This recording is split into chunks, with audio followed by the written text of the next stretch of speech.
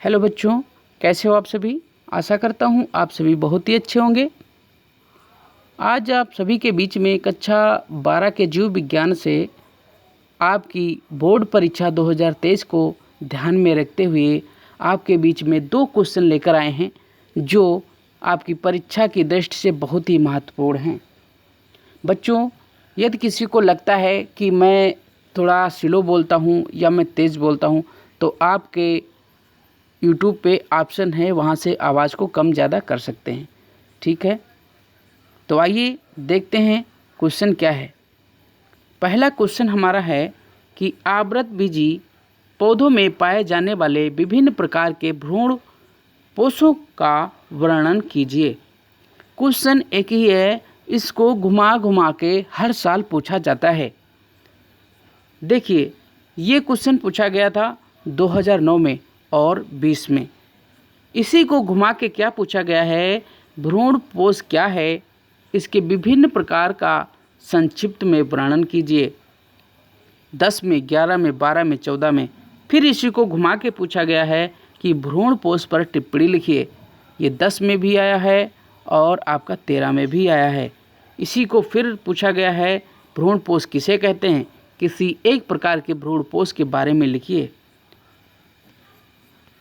फिर देखिए, इसी क्वेश्चन को घुमाया गया है, केंद्रीय एवं कोशिकीय भ्रूण पोष का नामांकित चित्र बनाइए। आवृतबीजी पौधों में भ्रूण पोष का निर्माण कैसे होता है, या भ्रूणपोषी व अभ्रूणपोषी बीजों में उदाहरण देकर अंतर स्पष्ट कीजिए। एक ही क्वेश्चन को बार बार उसकी भाषा को बदल के आपसे पूछा जा रहा है, तो इस बार भी इस क्वेश्चन के चांसेस बनते हैं कि आपको इसी में से कोई एक क्वेश्चन देखने को मिलेगा। ठीक है, तो आइए देखते हैं भ्रूण पोष क्या है। द्विनिषेचन, जिसको हम डबल फर्टिलाइजेशन कहते हैं, के एक पद त्रिसंलयन जिसमें एक नर युग्मक का संलयन द्वितीय केंद्रक से होता है। ठीक है, यानी द्विनिषेचन के बाद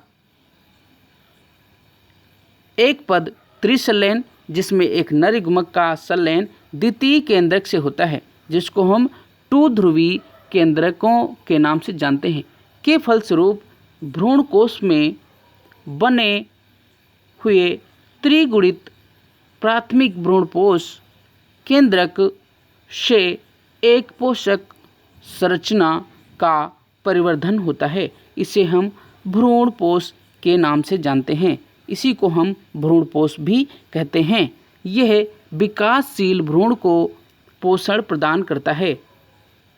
भ्रूणपोषी बीजों में यह अंकुरण के समय नवोद्भिद पादप को पोषण प्रदान करता है। ओके, जैसे मक्का, गेहूं के बीजों में भ्रूणपोष पाया जाता है। ठीक है, मक्का, गेहूं जैसे बीज जिनमें भ्रूणपोष पाया जाता है, भ्रूणपोषी बीज कहलाता है। अभ्रूणपोषी बीज जैसे चना, मटर आदि में यह भ्रूण परिवर्धन में प्रयुक्त हो जाने के कारण परिपक्व बीजों में शेष नहीं रहता है। अब देखेंगे भ्रूणपोष के प्रकार। परिवर्धन के आधार पर आवृतबीजी पौधों में भ्रूणपोष निम्नलिखित 3 प्रकार का होता है। एक तो केंद्रकी, जिसको न्यूक्लियर बोलते हैं। परिवर्धन के समय भ्रूणपोष केंद्रक स्वतंत्र रूप से विभाजित होता रहता है और विभाजनों के साथ भित्तियों का निर्माण नहीं होता है। ओके, विभाजन के फलस्वरूप बने केंद्रक भ्रूणपोष, जिसको एम्ब्रियो से कहते हो आप, में परिधि से केंद्र की ओर विन्यासित हो जाते हैं। अतः अंत में परिधि से केंद्र की ओर कोशिका भित्ति का निर्माण प्रारंभ होता है। जैसे आपने नारियल में देखा होगा, नारियल और यूफेब्रिया में आपने बहुत अच्छी तरीके से देखा होगा। ठीक है, अगला देखते हैं दूसरा क्या है, कोशिकीय। भ्रूणपोष केंद्रक के प्रत्येक बार विभाजन के पश्चात कोशिका भित्ति का निर्माण होता है।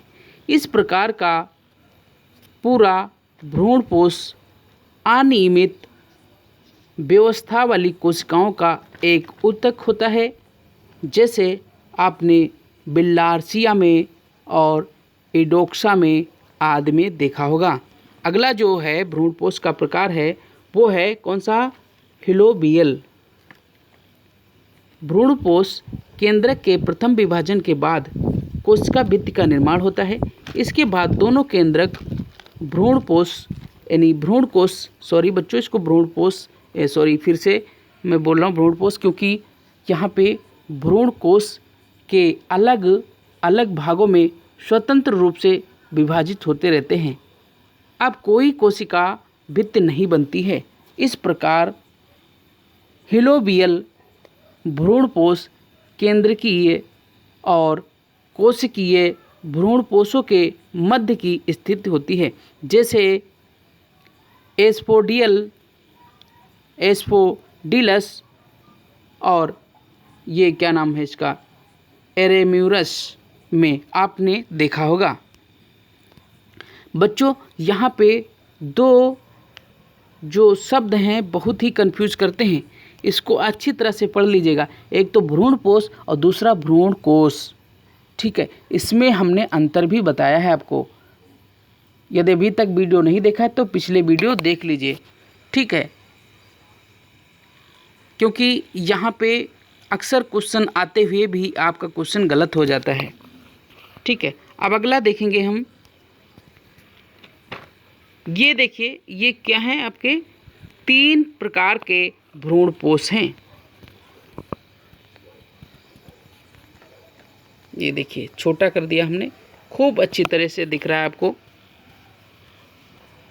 एक इसमें केंद्रकीय है, ये वाला है, और दूसरा है कोशिकीय, ये वाला है, और तीसरा है हिलोबियल, जो आपको ये दिख रहा है, एक मिनट, ये दिख रहा है, ठीक, ये हिलोबियल है और ये क्या है, केंद्रकीय है।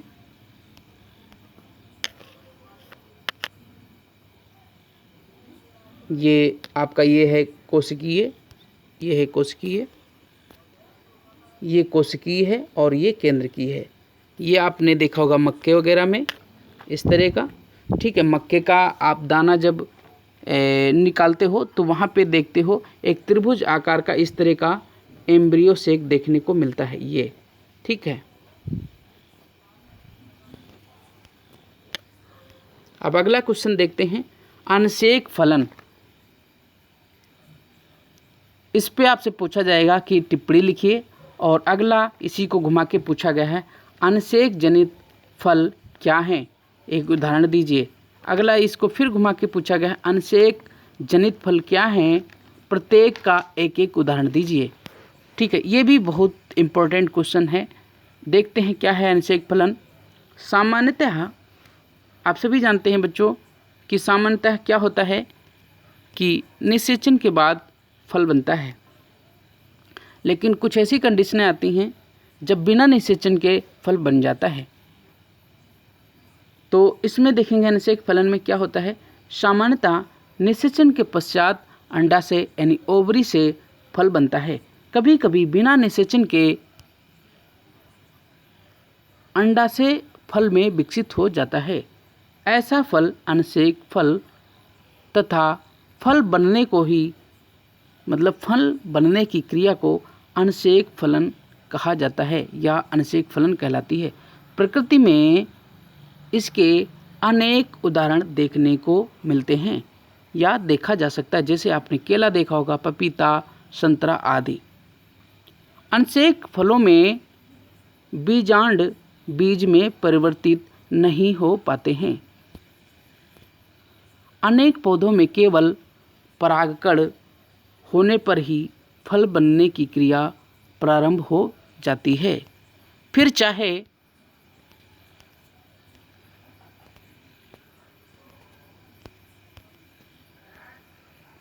फिर चाहे निषेचन हो या ना हो।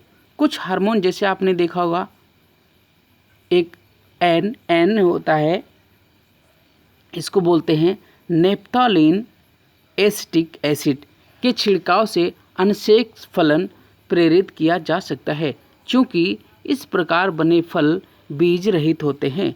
अतः यह प्रक्रिया अनार व लीची जैसे फलों में हानिप्रद होती है, क्योंकि इसमें बीज के कुछ भाग ही खाए जाते हैं। ठीक है बच्चों, तो ये थे कुछ इम्पोर्टेंट क्वेश्चन जो आपके बीच में लाया हूँ। आशा करता हूँ आपको अच्छा लगा होगा, समझ में आया होगा। यदि फिर भी कोई डाउट रहता है किसी प्रकार का तो आप कमेंट बॉक्स में पूछ लीजिए, उसका जवाब मिलेगा। और वीडियो को आप लोग लाइक नहीं करते हो, और मैंने देखा है आप पूरा वीडियो नहीं देखते हो, बीच में ही छोड़ देते हो। ठीक है, तो अपना फीडबैक ज़रूर दीजिए। और अभी तक यदि आप लोगों ने हमारे इस YouTube चैनल सम्मिलित शिक्षा को सब्सक्राइब नहीं किया है तो कर लीजिए, साइड में बनी घंटी को भी दबा दीजिए। और बच्चों मेरा सपोर्ट करिए ताकि मुझे भी अच्छा लगे और मोटिवेट हो जाऊं, आपके लिए इससे भी अच्छा वीडियो ला सकूं। ठीक है बच्चों, मेरे साथ बने रहने के लिए बहुत बहुत धन्यवाद। मिलते हैं नेक्स्ट वीडियो में, तब तक के लिए जय हिंद।